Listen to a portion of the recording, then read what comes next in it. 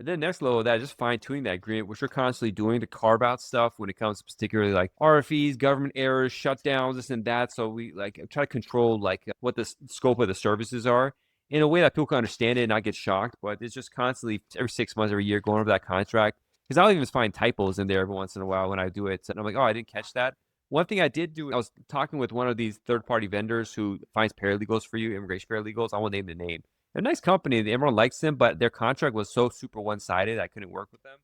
But I'll tell you offline later who it is. Mm. But it was like 10 pages, and I reviewed the main stuff I look at, but then I uploaded ChatGPT, and it highlighted like that disclaimer that said even like willful violations, we're not reliable for it. I'm like, what kind of crazy one-sided stuff is that? It was like intentionally do like fraud against me. No, how could you put that in your contract?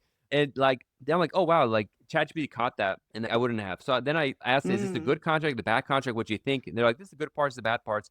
So then I uploaded my own contract, and I'm like, I'm a client. Is this a good contract? Is the lawyer trying to take advantage of me? Ask ChatGPT, and luckily everything said was good. It just said you should negotiate a flat fee for the RFE, but I'm like, I'm not going to negotiate. I don't know what the RFE is going to be. I can't do a flat rate. But it was interesting. It said I'm like a fair contract.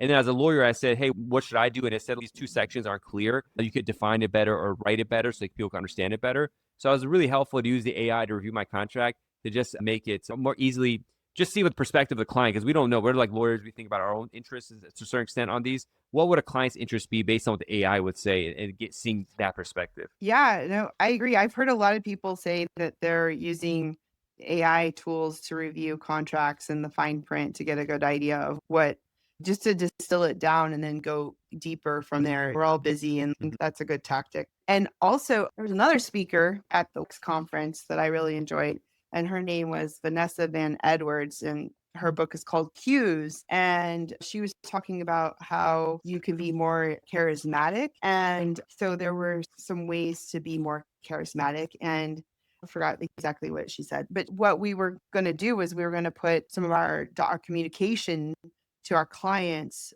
through ChatGPT or some other AI tool to see how charismatic and warm. And it was, I think Yeah. it was like warm and confident it was. But anyway, you just made me think about that.